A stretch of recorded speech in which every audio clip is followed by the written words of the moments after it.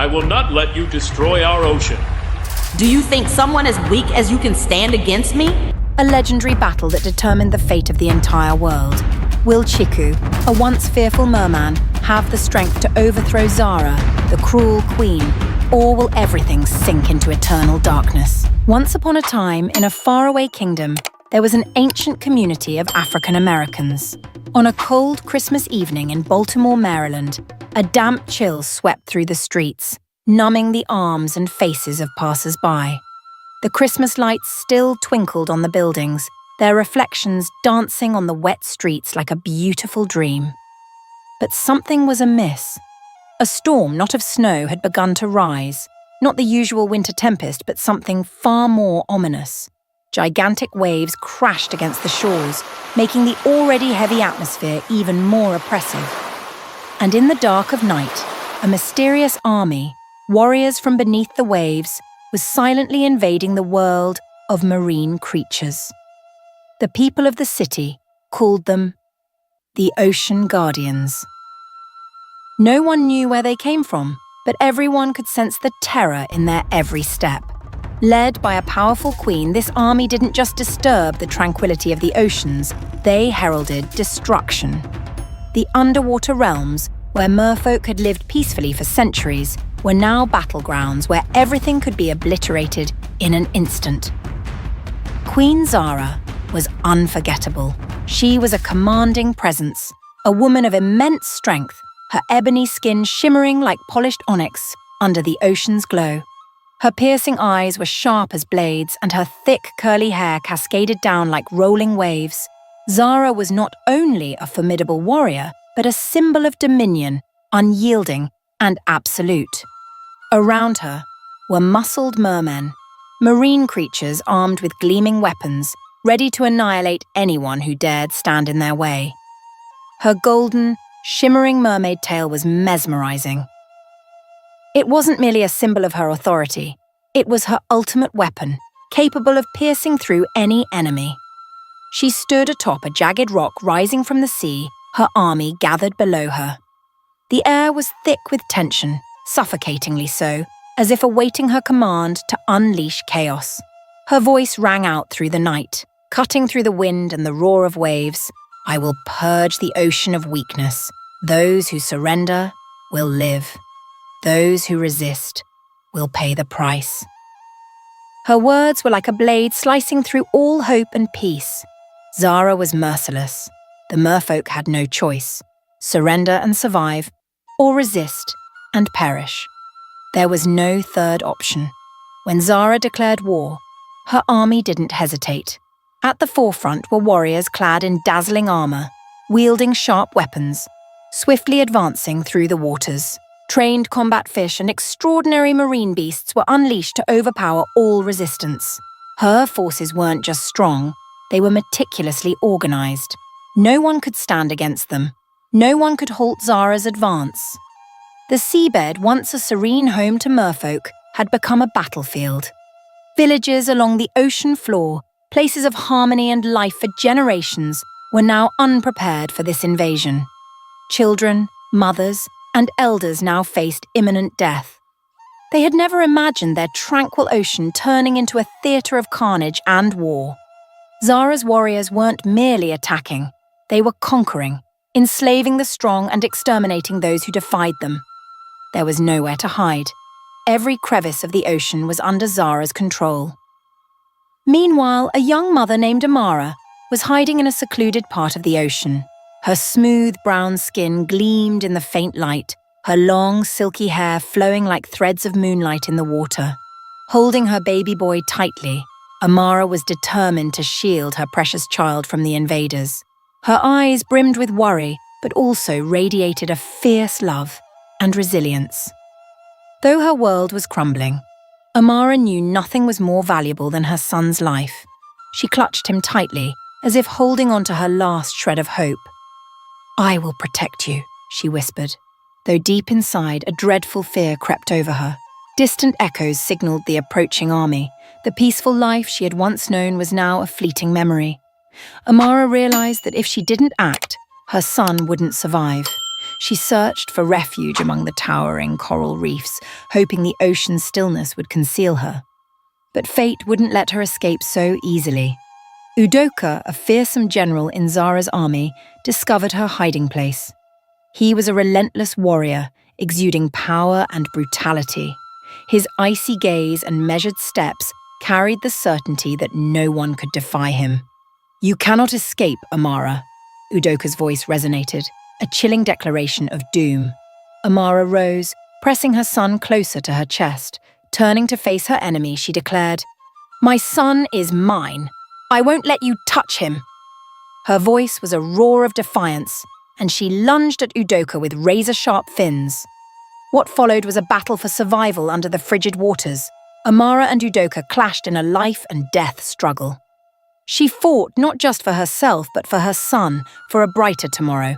Every strike of her fins carried resolve and fierce maternal love, but Udoka's strength was overwhelming. A powerful blow from him sent Amara plummeting to the seabed. The chilling cold engulfed her as her heart began to falter. Her child, now in Udoka's grasp, was the embodiment of her worst fears. Amara's tears mingled with the ocean, but she clenched her teeth, refusing to let her pain weaken her. The ocean seemed to hold its breath, its silence broken only by the harsh finality of the fight. Without hesitation, Udoka drove his spear into Amara, ending her life. Her cries and pleas dissolved into the darkness. Amid the shadowy depths of the coral forest, where faint glimmers from bioluminescent sea creatures lit the stillness, Amara cradled her newborn son tightly. Her smooth, mahogany-toned skin shimmered like precious wood. Her long, dark hair billowed gently in the icy currents, but the cold didn't faze her. Her eyes were closed, her lips murmuring softly as though making an unbreakable promise. "Don't worry, my love. I will protect you." Warm tears, impossible to hold back, slid down her cheeks and dissolved into the frigid seawater. She held her baby close, her chest tightening with a fear and uncertainty so overwhelming it felt as if her heart might burst. This Christmas, with the laughter of families resonating elsewhere, would be unlike any other. The joy and festivity had been overshadowed by Zara's invasion and the march of her army. The happy days were gone, replaced by nights soaked in blood, nights when children like her son would no longer live in peace. When Amara looked down at her tiny son, faint lights from nearby sea creatures illuminated his innocent face. He couldn't yet comprehend the dangers of the world around him. He couldn't yet speak, but his tiny hands gripped her finger as if sensing the storm of fear surging through his mother's heart. "Don't worry, my love," she whispered again, her voice a prayer in the darkness, resolute and unwavering. "I will protect you." But no one could shield themselves from the wrath that Zara's army brought. Each step of their advance was like a tidal wave, obliterating everything in their path. They were ruthless warriors, merciless to those who dared resist. They didn't come merely to conquer, they came to crush dreams and extinguish hope. Amara knew she had to protect her son, no matter the cost. Amara found refuge behind a towering coral outcrop, its natural columns shielding her from prying eyes. In the darkness, her breaths merged with the rhythmic whispers of the ocean. She tried to remain utterly silent, clutching her baby to her chest and praying they wouldn't be discovered. But the fragile peace shattered in an instant. A massive figure emerged from the murky water, its shadow growing larger with every pulse of the current. Amara felt the chilling presence of her enemy, Udoka, Zara's infamous general. Udoka was an imposing figure, tall, broad-shouldered, and brimming with menacing power. His sharp blade-like gaze and frosty demeanor never faltered.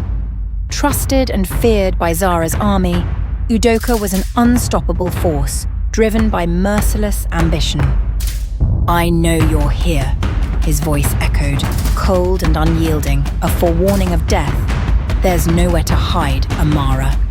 Hearing her name, Amara's heart tightened like a vice in her chest.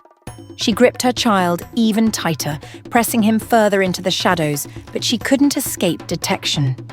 The two faced each other in the ocean's silence, tension thick in the water around them. Amara knew this wasn't just a battle for her life. It was a fight for her son's survival. Her resolve flared. She sprang forward like a wild beast protecting its young. "Don't touch my son," she screamed, her voice a blend of fury and pain, but also a primal strength only a mother could summon. Udoka was unfazed. "You'll die before you stop me," he said, his tone as frigid as a winter gale. With weapon in hand, he advanced, his gaze fixed solely on his target, Amara and the baby she sought to protect. The fight erupted, violent and relentless. Amara lashed out with her sharp fins, each strike a desperate effort to shield her child. Her attacks were fueled by sheer determination and the ferocity of maternal love.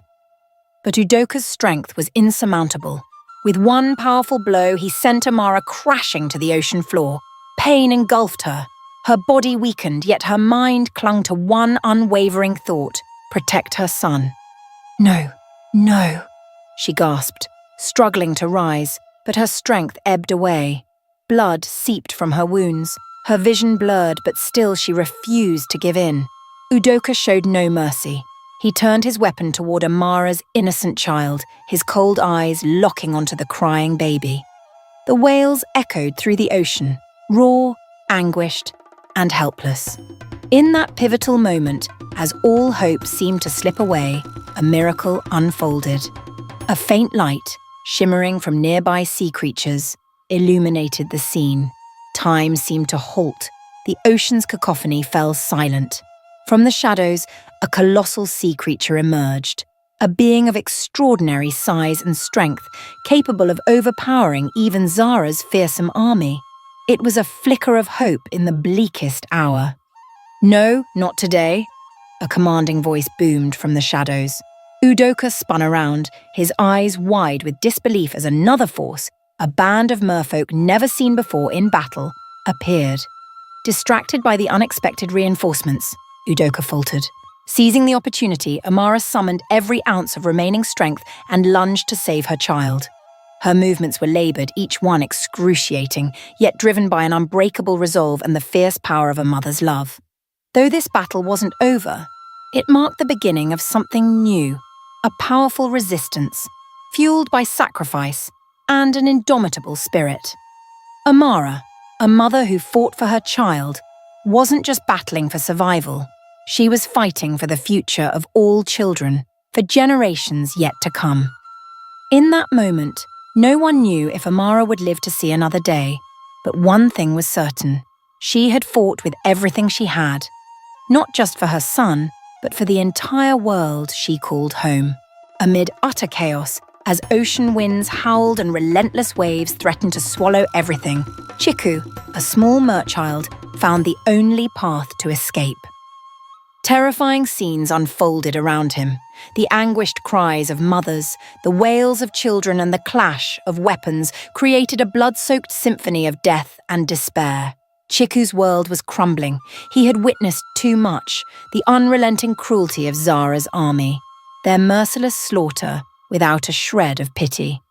Everything he once knew had been reduced to a choice between life and death, between the remnants of his shattered world and an uncertain future. And yet, in the midst of it all, an opportunity emerged. Chiku, now alone, without family, without refuge, armed only with his fragile hope for a brighter tomorrow, discovered a hidden passage beneath the ocean floor. It was a narrow path, carved from cracks in the rock where crystal-clear water seemed free of any danger.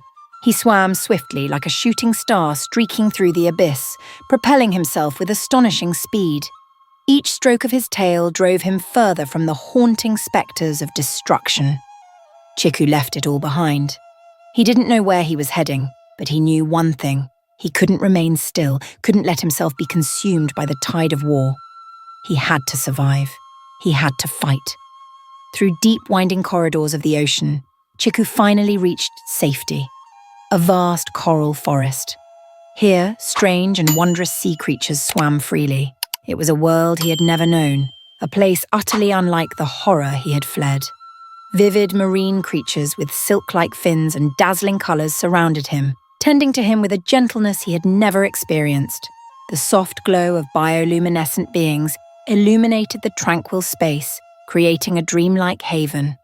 Chiku had found sanctuary, a refuge untouched by Zara's invasion, free of screams and clashing swords, a realm of peace and quiet. His body began to heal. The pain from his wounds faded, the exhaustion of his long flight dissipated, but deep within him fear lingered. When he opened his eyes, he didn't see the carnage of battle. Instead, he was met by the kind faces of the sea creatures tending to him. Their glowing radiant scales and large, curious eyes regarded him as though he were an otherworldly visitor, a stranger from a distant realm. Chiku sat up, feeling the warm embrace of the ocean currents. It was as if the waters didn't merely wash away his fatigue, but also nourished his spirit. The grisly memories of bloodshed no longer consumed him. "Thank you for saving me," Chiku murmured, his eyes filled with gratitude. Though his body was at ease, his mind refused to rest. He couldn't stop thinking about what had transpired, the children, the mothers, the innocent merfolk enduring the anguish inflicted by Zara and her army. "We can't let this go on," Chiku declared, his voice trembling with resolve. He rose, his tail slapping the water with newfound strength, as though a surge of energy coursed through him. "I have to do something. I can't just sit here. I can't be a bystander while those around me are dying." The sea creatures exchanged glances, their expressions a mix of astonishment and empathy. They didn't fully understand Chiku's words, but they felt the anguish radiating from his heart. One among them, a being with shimmering azure scales and eyes as clear as a still lake, swam closer to him. "Chiku," the creature said softly, its voice like a gentle breeze rustling through coral. "We feel your pain, but you must understand, not everyone can fight." Chiku paused, absorbing the creature's words, but the fire within him refused to be extinguished. "I have to fight," he replied, his voice steady and resolute. "If I don't act, if I don't rise up, no one will. The invaders won't stop. They'll destroy everything." The creatures around him shared uncertain glances, as if weighing the gravity of his conviction. Finally, an older being, larger than the rest, approached him. Its golden fins shimmered like sunlight, and its ancient eyes seemed to hold the wisdom of millennia beneath the waves. "Chiku," it said, its voice deep and steady, "if you truly wish to fight, we will help you. But you must understand, this battle will not be easy." Chiku gazed into the creature's profound eyes, feeling the weight of its words.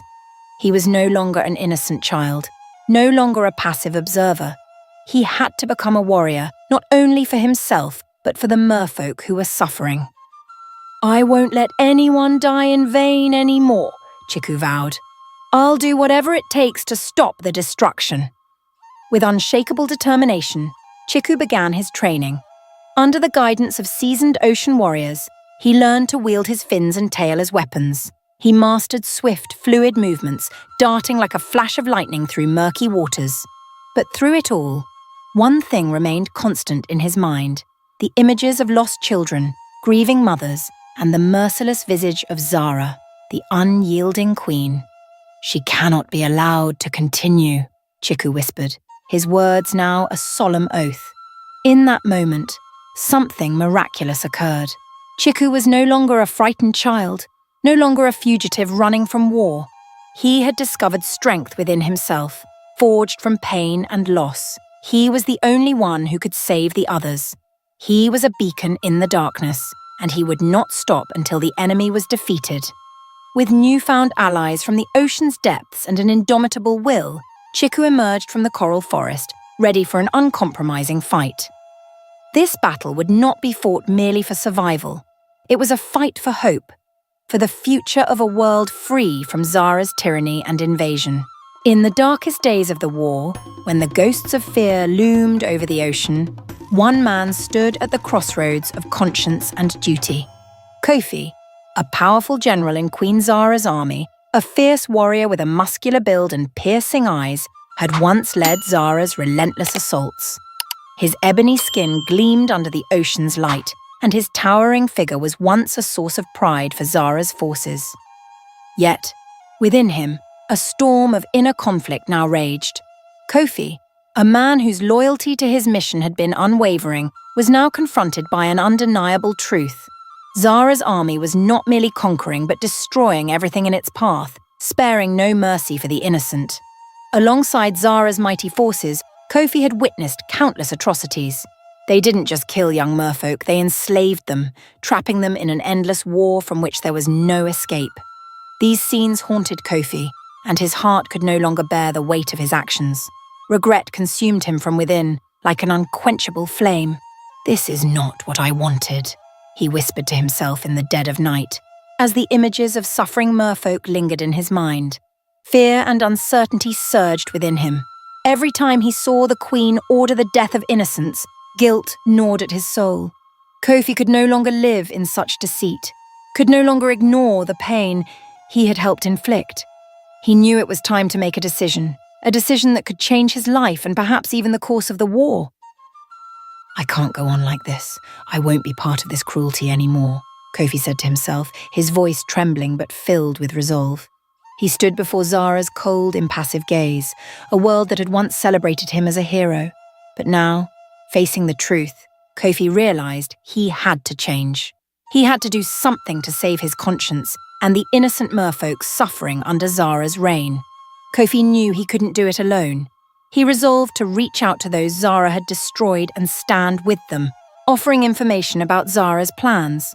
When Kofi met Chiku, the young merchild who had escaped, a glimmer of hope ignited within him.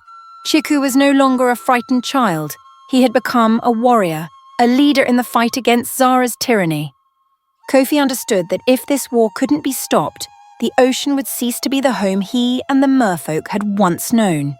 He also knew that unity between himself and the merfolk was essential to defeating Zara and restoring peace to the ocean.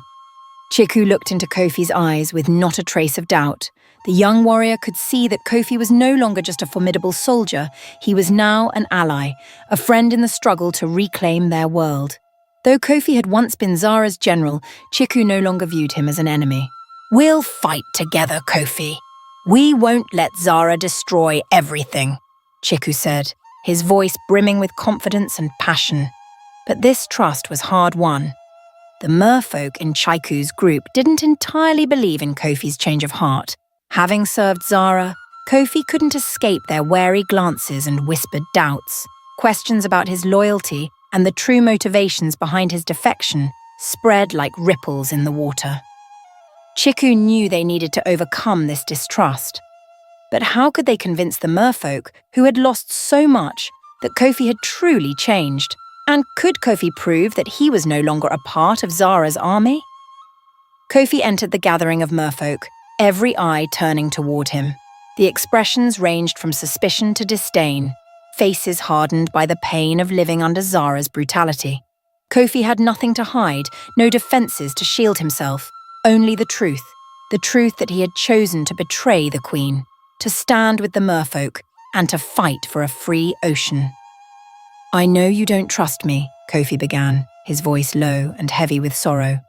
"I was part of Zara's atrocities. I led her forces. I fought her battles, but I've seen the horrors we inflicted. I can't live in that lie any longer. I've decided to help you. I'll give you all the information I have about Zara's plans, about what she'll do next." Chiku's gaze never wavered, his determination shining brighter. "I believe you," Chiku said without hesitation. "And if you truly want to help us, then we'll fight together." But trust wasn't easily given. Other members of the group remained skeptical, especially those who had suffered profound losses. They couldn't forgive Kofi's past so readily. Still, they had no choice but to fight for their freedom, even as lingering doubts about Kofi's transformation posed a significant challenge. Together, Kofi and Chiku began planning Zara's downfall. They started building an army of merfolk, survivors who had endured Zara's cruelty. The obstacles weren't only military. They faced the cultural and racial differences within their ranks. Kofi, a man marked by his dark past, had to prove that he could stand alongside merfolk, creatures long dismissed as weak by their invaders. Even among allies, divisions persisted. Merfolk who had endured so much under Zara's rule held prejudices of their own against Kofi. Such tensions were inevitable in a war where death, sacrifice, and fear loomed at every turn. But Kofi never wavered. He understood that not every invader could be forgiven, but his actions now weren't just for himself. They were for the future of their world. Alongside Chiku, they forged an unbreakable alliance. A formidable army arose, warriors from different cultures and walks of life, once divided but now united under a shared purpose: to defend the ocean and fight for peace. As the final battle approached, Kofi, Chiku, and their army advanced with weapons drawn. Not just weapons of war, but weapons of unity and hope. Each step they took was guided by ideals of justice and freedom, leaving no room for division or doubt. As darkness enveloped the ocean and the stillness of the final days faded, an unrelenting army emerged from hiding. This was no ordinary war. It was a battle between life and death, between hope and despair. Chiku, no longer the frightened child he once was, stood alongside his comrades, brave merfolk warriors, ready for the ultimate confrontation against Zara's forces. Each step they took was fraught with danger. The vast, treacherous ocean lay ahead, but it could not deter them. Each crashing wave echoed as a solemn reminder of the trials to come. Every warrior in Chiku's ranks carried not just weapons, but also a fierce determination and an unwavering belief. They were not fighting solely for their survival, but for a free ocean, a world without Zara's cruelty, without division or oppression. As they approached Zara's stronghold, an unexpected sight greeted them. Ahead, Zara's army emerged. Savage warriors with cold, ruthless eyes stood ready for the final clash. The clamour of weapons colliding, the roar of waves crashing in fury, it all blurred into a tempest of fire and blood. Chiku turned to the familiar faces of his comrades, those who had fought alongside him, and then looked toward the enemy, the soldiers commanded by Queen Zara. This was not just a battle of bloodshed, but a fight for the survival of the merfolk, for the future of the ocean. Each member of the team knew that this battle was more than a test of strength. It was a trial of resilience and faith in the possibility of a brighter tomorrow. Chiku's mind wandered back to memories of anguish, the children, the mothers, the families destroyed by Zara. Unforgettable pain, broken fragments of memory, like shards of a shattered mirror. But now they had the chance for retribution, the power to rewrite fate. This war was not just for themselves, it was for those who had lost everything. The ocean was more than a home to mystical sea creatures. It held sorrowful tales of life and death, of hope and despair. As the confrontation between Chiku and Zara began, it was more than a duel between two individuals. It was a battle for every oppressed merfolk, for the lost souls, and for the future generations of the ocean. The final battle unfolded beneath the waves, where each surge of water carried more than salt and foam. It bore the emotions of an entire people. It was vengeance for the fallen, hope for the survivors, and an unyielding determination to reclaim freedom.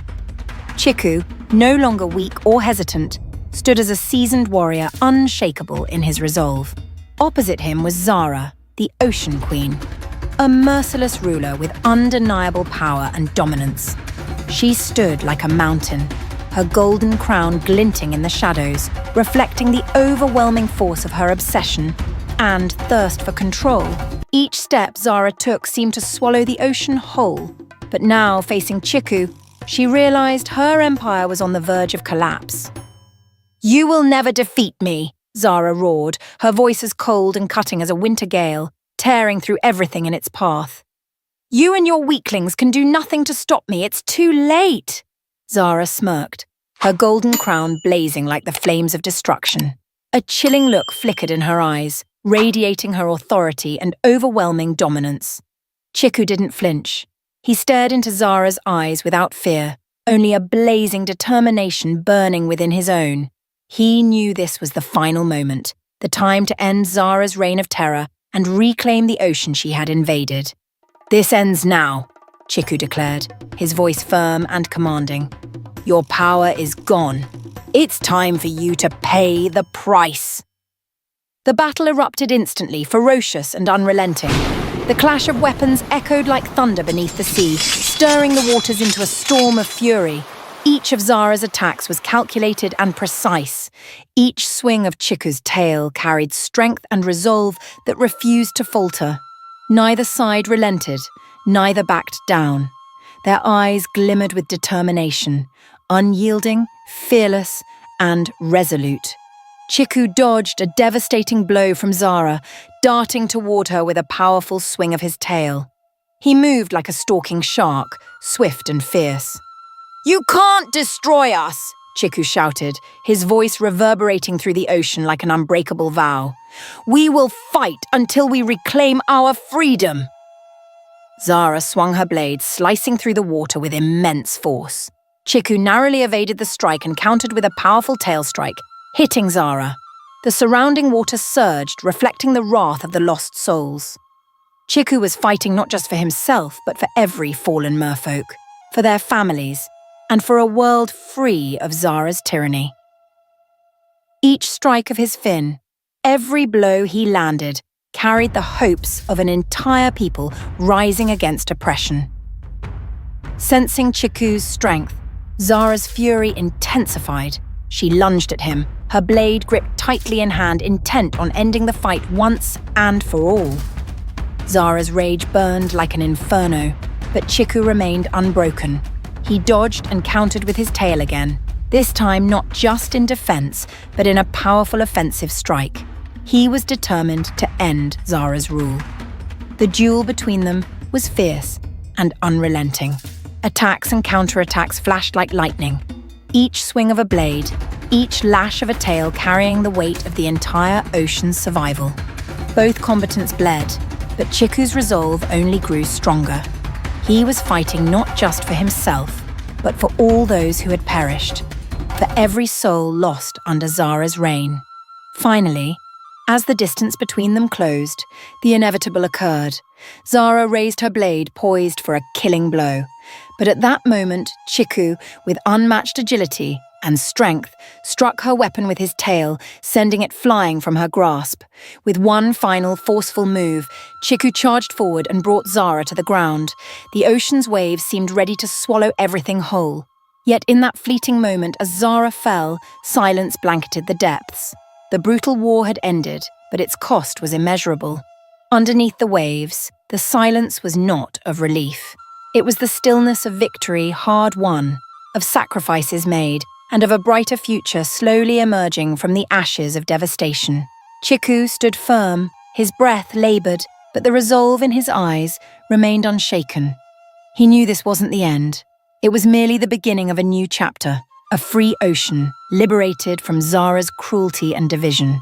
The ocean had been saved, and from the sacrifices of warriors and the souls of the fallen, a new world began to rise from the ruins of the past.